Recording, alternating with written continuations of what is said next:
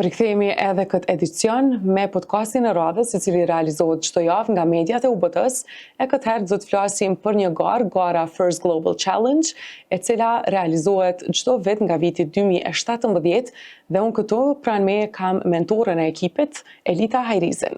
Elita, mirë se erdhe, faleminderit shumë për kohën edhe prezencën tënde. Mirë se ju gjej, faleminderit për ftesën.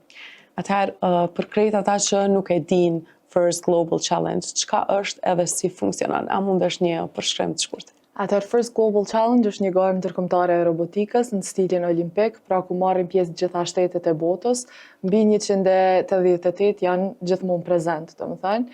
Edhe kjo garë e robotikës organizohet prej një organizate amerikane e cila quhet First Global, edhe e cila çdo vit synon që t'i mbledh trite e shteteve të ndryshme, t'i takoj pak, t'i rrjetëzoj me njëri tjetrin, ti mësoj ata ose t'ju jap një bazament rreth robotikës, teknologjisë, matematikës dhe temave kryesore që janë ditët e sotme, mirë po edhe që ti mësoj ata që ta përdorin pak edhe mendimin kritik, në mënyrë që të gjitha këto njohuri teknologjike që i marrin, ti implementojnë edhe në projekte reale dhe në probleme reale me të cilat sot bota domethënë takohet.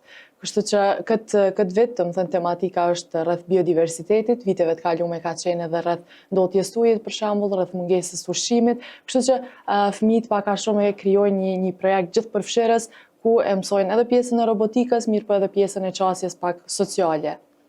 Elita, mbaj mend që në vitet e kaluara, në vitet e para kur ju keni filluar me marrë pjesë në First Global Challenge, ti ke qenë anëtare e ekipit. Ndërkaq tash je mentore e këtij ekipit mrekullueshëm që e përfaqëson Kosovën atje. Çfarë ndjeni është kjo? Atëherë kjo është një ndjenjë shumë e mirë.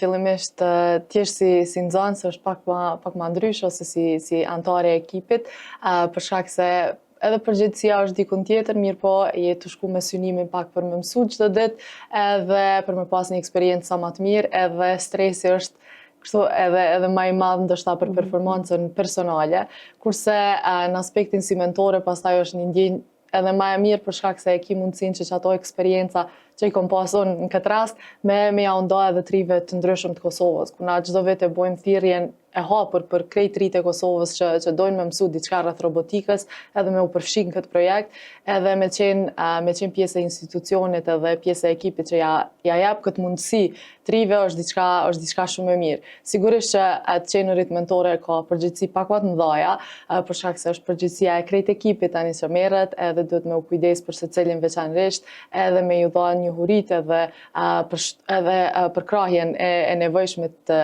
secilit, mirë po është një nder për neve që shkojmë e përfaqësojmë Kosovën.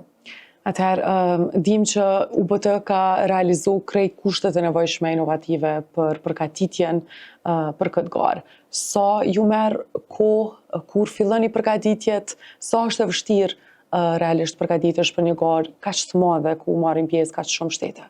Atëherë, përgatitja për një garë tillë merr shumë kohë dhe shumë punë, edhe gjithçka fillon dikun rreth marsit të vitit aktual në cilin mbahet gara, domethënë.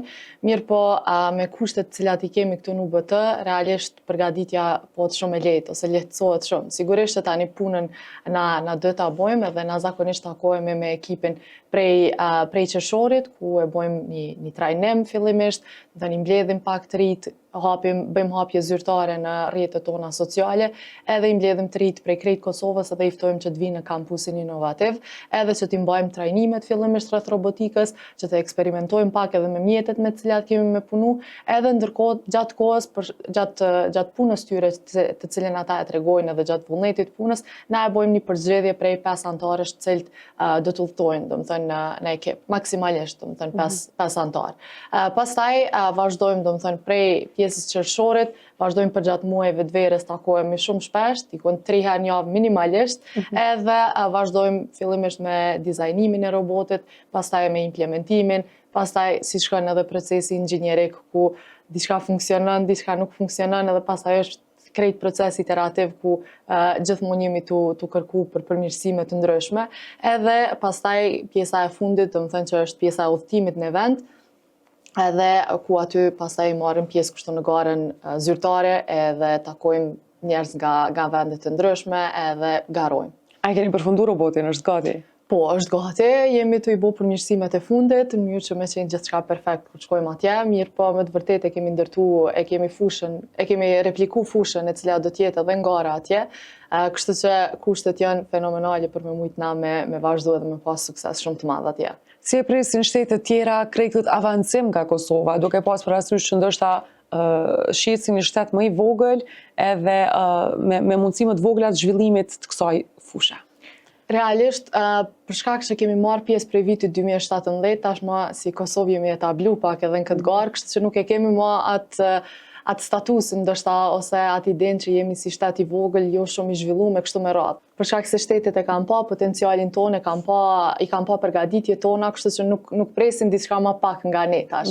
Kështu që kur shkojmë atje veç i kemi kriju edhe rrjetet tona shumicën e kohës, për shkak se shumicën e herëve si edhe ne, domethënë shtetet përfaqësohen nga të njëjtat institucione ose nga të njëjtit individ, sigurisht që nxënësat ndryshojnë vit për vit, mirë po ekipi organizativ, le të themi, mbetet njësoj. Kështu që e kemi kriju një rrjet shumë të mirë, edhe Kosova ka marrë një reputacion shumë të mirë. Cila është data kur ju do të thoni atje? Atër do të udhtojmë me 27 tetor, edhe do të kthehemi me 2 nëntor. Cilët janë ekipa pjesëmarrëse, cilët janë ata 5 të përzgjedhurit, cilët vinë bashkë me ty atje, shkojnë bashkë me ty atje edhe e përfaqësoni Kosovën në këtë garë. Atëherë, këtë vit i kemi 4 pjesëmarrës në garë, edhe janë Ama Rama, Leona Hajrizi, Marta Qerkini edhe Ardi Krosa. Cilët i përshëndesim shumë edhe ju urojmë shumë fat edhe shumë suksese në këto gara që se cilën herë që kanë marrë pjesë, na kanë bo krenar sepse pa një çmim nuk janë kthyer në Kosovë. Ka qenë e pamundur me u kthy. Çka prisni prej kësaj gare? Cilat janë pritshmëritë e juaja? Atë pritshmëritë janë gjithmonë te pjesa maksimale, kështu te fitoria e garës.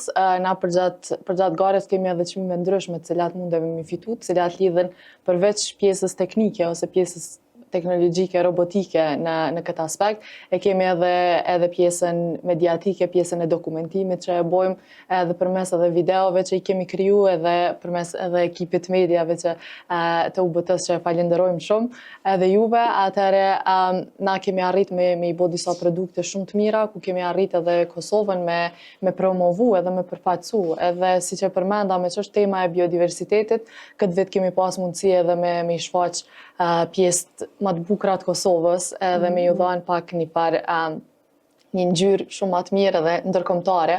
Kështu që do të fitojmë besoj jo veç ka ana teknologjike, inxhinierike, po edhe ka pjesa tjetër sociale ose mediatike. Jemi të e pa krejt kohën në transmetim një video promovuese, cila është këtë vit, është dërgu atje, apo si është bë kjo promovimi i vendit tonë? Po, atëherë, kjo video është videoja zyrtare e ekipit Kosovës për në garën që do të mbahet në Panama, edhe çdo vit kemi me kriju një video e cila e prezanton ekipin edhe e prezanton shtetin prej cilit ekipi vjen. Edhe këtë vit e kemi bo një video shumë të mirë, e kemi kuru fillimisht në laboratorin e mekatronikës që e kemi në kampusin inovativ të UBT-s, edhe gjithashtu kemi dashur me i prek disa pika të kulturës edhe të bukurive natyrore që i ka Kosova, kështu që kemi shfaq pamje nga vendet ndryshme të Kosovës. E njëkohësisht edhe e kemi shfaq pak edhe ushqimin tradicional, për shkak se e kemi përmend që na e dim të na ushqimi është shumë i rëndësishëm, mikpritja është shumë e rëndësishme, edhe kështu që qatë energjin e popullatës pak kemi dashur me përfaqësu edhe këtu. Sigurisht edhe ka pjesa teknologjike, do të thënë kemi shfaqur edhe disa pamje të trive të punu me mjetet e garës edhe duke u përgatit për garën vjem. Një mesazh për trind, për trehat, për gjithë ata që ndoshta të ardhmen synojnë edhe kanë dëshirë të merren me fushën e robotikës. Atëherë besoj tash mos ka nevojë ndoshta me thënë mos u ndjeni inferior ose diçka, se atë pjesë besoj veç e kemi te kalu. Kështu që ju ftoj të gjithëve kush ka interesim, domethënë të vinë edhe te ne te kampusi inovativ, ne çdo vit e bojmë një hapje në rrjetet tona sociale, mundeni edhe në rrjetet e UBT-s, mirë po edhe në rrjetet tona të ekipit Kosovës, të @first_Kosova, ku çdo vit ju japim mundësinë të gjithëve, po të gjithëve me të vërtetë që të vinë, të mësojnë shumë rreth robotikës edhe ta krijojnë një rrjet me tritë krejt botës. Për shkak se na kemi potencial ma. Po dihet, mirë po na i kemi edhe mjetet, edhe intelektin, edhe vullnetin, edhe krejt që me i realizu edhe me implementu ato. Na me UBT këtu po fitojmë çdo ditë çmime ndryshme, kështu që edhe ju mundeni me qenë pjesë pa problem. Kështu që veç ju ftoj që nëse keni një pikë interesi, atëherë lirisht vini edhe të bashkangjiteni. UBT ka lehtësu punën e gjithë të rinjve të Kosovës në gjitha fushat, jo vetëm në robotik. Për gjithë ata që dëshirojnë të jenë suksesshëm në fushat e ndryshme që ofrojnë për studim, për shkak laboratorëve të shumta, stafit akademik shumë të përgatitur profesionalisht, edhe për shkak të objekteve inovative të cilat gjenden në kampusin inovativ në Lipjan.